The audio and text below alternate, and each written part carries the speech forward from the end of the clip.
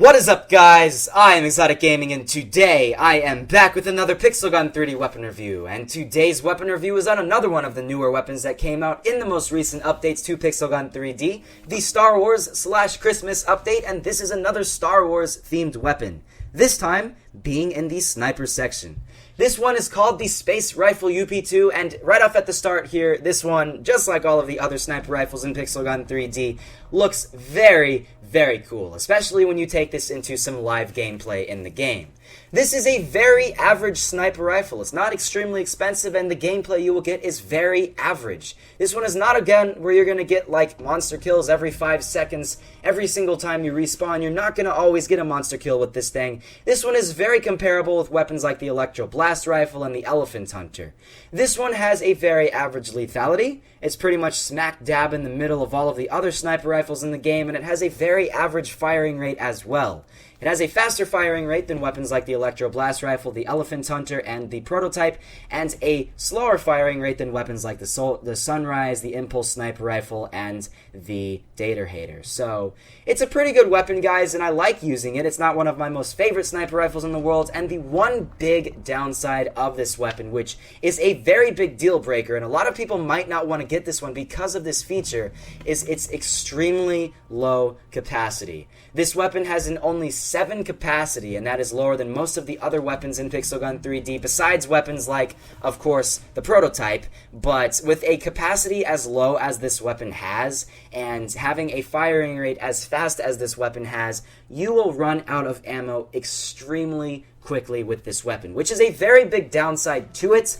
And unfortunately now in the most recent update, there is not an ability to actually buy more ammo anymore in the game, so that is a deal breaker in complete honesty. It is a 2-shot headshot to an adamant armored player, as you guys will see here, 2-shot headshot, regardless if you have the sniper cape or not, so it doesn't really affect you if you do have the sniper cape. Now, it might affect you in other terms of armor levels, like maybe gold armor, it'll be a 1-shot instead of a 2-shot when using that. I'm using it just because I want to show you guys how well you can get with the most optimal gameplay, but it's not a necessity for sure. You can still get pretty much the same exact gameplay without using the sniper cape, but, you know, it's a good thing to have. I would definitely recommend using that if you do have that when you are wanting to use this one in a match. And as you guys can see, I only have 7 bullets left remaining in the weapon because I've been firing a lot, and of course, I've been missing against a majority of the enemy players. But then again, always when you do die, you do get the ammo supplied back, so it's not really that big of a deal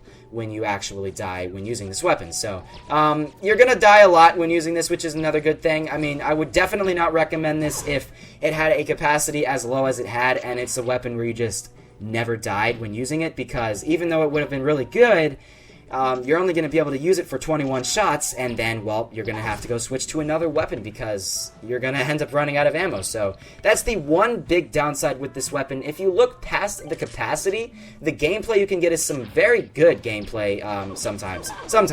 Sometimes you won't if you join a match where every single player has adamant armor, and I definitely would recommend not going into a match where it's very close range gameplay. I would definitely recommend going into, like, for example, team fights on sniper forts. The only reason I didn't do that in this review was just because it wasn't actually available when I tried to do this review. So, I would have gone into that one if I was trying to do this review and get the most optimal gameplay with this thing.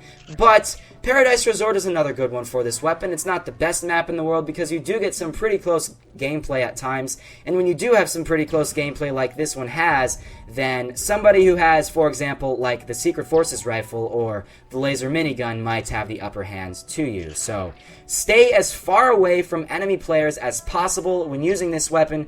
Definitely do not use this weapon in close range maps like Silent School. That's pretty much a death wish for you. You're not really going to get the best gameplay in the world if you do that. But if you look past that and you actually, you know, try to... Well, I'm actually getting a monster kill right there, so that's pretty cool. But I only, then again, have 2 shots remaining, so not too many shots remaining, and I have to make each one of those shots count. Like this guy right here. Unfortunately, he killed me, but I probably would have not been able to make both of those shots in a row against both of those people. So you only have a limited amount of shots when using this, and you have to make the best out of the amount that you have. So if you do that, don't try to hold down the firing button. Only fire when you know you can take the enemy player out.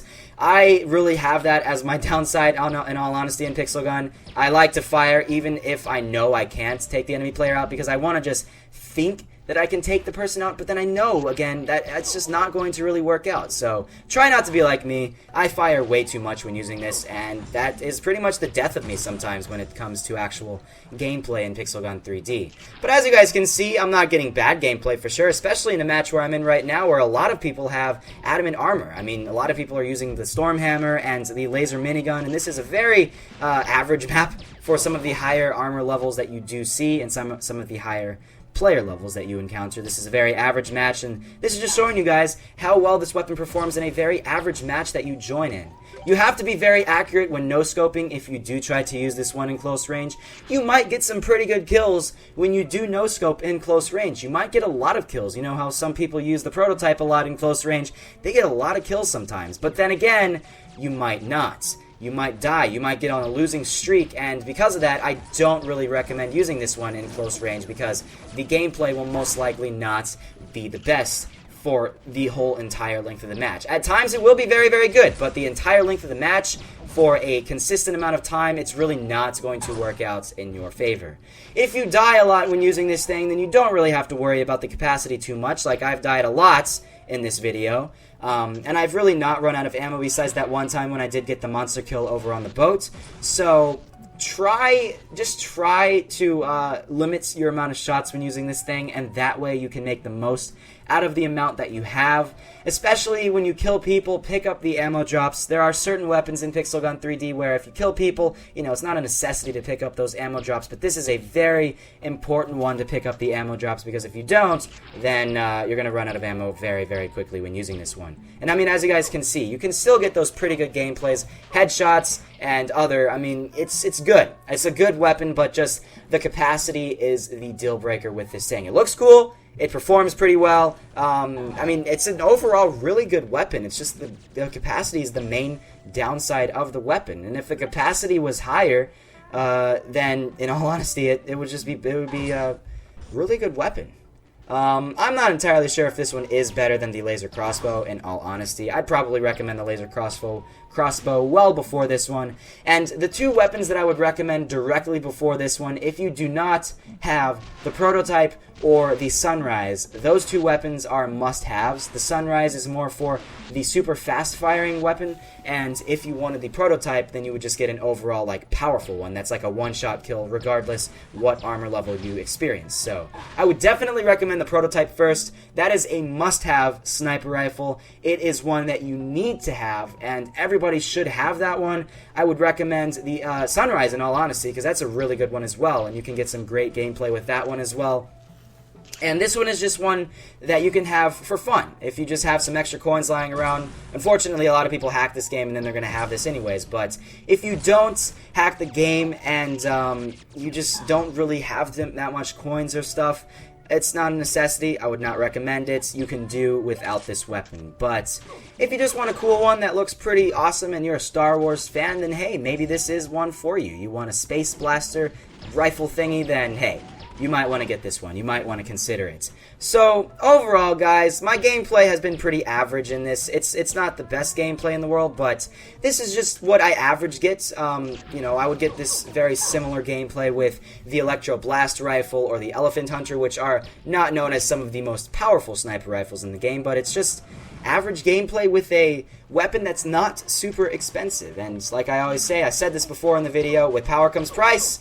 This is not the most powerful one in the world, and the gameplay you'll get is just pretty good. I mean, it's not bad. It's just pretty good gameplay. If you no-scope like I'm doing right here, you're probably going to miss a lot of your shots, so I would not recommend doing that unless you have to and you are at very, very close range. Like, if you are at a range about where the column is from me, then that's when you should no-scope, but anything farther than that, you should try to use the scope, and that's usually how you can take the people out. In Paradise Resort, like I'm in right now, try to stay as far away from enemy players, like I said before, and that way you can make the most out of the weapons. So I really like this thing, guys. Like I said before, not a necessity, but it's still a really fun one to use. you should try to use jetpacks as much as you can. If you do find one on the ground, try to use it with this thing, because that way you can get even better gameplay than what you're already getting.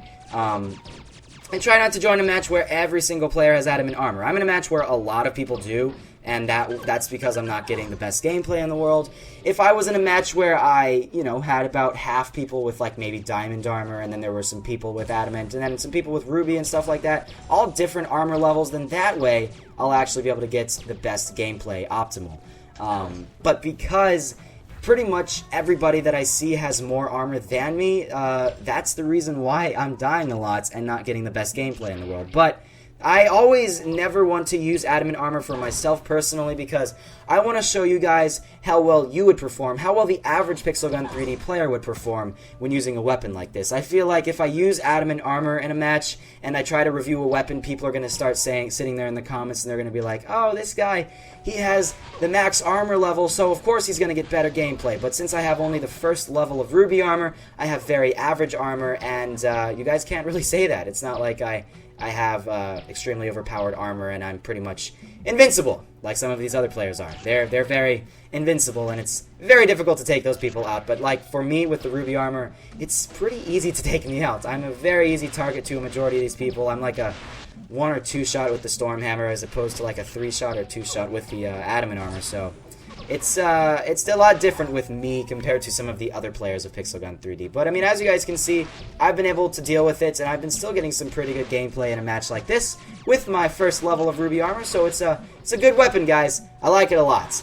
If you guys did enjoy this video, because this is actually pretty much it, I don't have much else I need to say about this weapon, then be sure to hit that like button, comment, favorite, and subscribe to my YouTube channel for more Pixel Gun 3D videos. Be sure to check out the other ones I have reviewed on my channel. This is around number 108 or something like that. This is pre-recorded from the day that you are watching this. I am recording this on December 28th, 2015, I believe. One of those, December 28th or 27th? What is it? I'm going to check my computer real quick. It's the 27th, December 27th, so a couple of days before you actually are watching this, but this is on my vacation, so I don't really want to have no videos posted on the whole time that I'm away on my vacation, so I'm pre-recording a bunch of stuff so you guys will have content while I'm away. So yeah, guys, I really hope you guys did enjoy this video. If you guys did, like I said before, make sure to hit that like button, and be sure to check out my other videos I have done on Pixel Gun 3D. I have done numerous other series on Pixel Gun 3D, like a gun comparison series, I have done a random weapon gameplay series, colored weapon gameplay series, deadly games, 1v1s, campaign playthrough, and many, many others. So be sure to check all of those out. Be sure to check out the other games I have done on my channel. I've done a series on Minecraft, I've done a series on Red Crucible Firestorm, I've done a series on Modern Combat 5, Agario, Blockade 3D, and I do a series on random game commentaries where I choose random games and I do a gameplay with, just a random game that I just thought was really cool. Like one of my most recent ones was called Block Force, and I did a game on that game, and I did a video on that game, and that was pretty cool. So yeah, thank you guys for watching, and let's go until we die here. Let's go. That's 1 shot, 2 shots, got a double kill right now. Let's see if we can get anything more. Triple kill and quadruple kill. I love the way it sounds as well. It sounds like a really cool weapon. Ultra kill, and I died. So yeah, thank you guys for watching, and I will see you all in the next episode.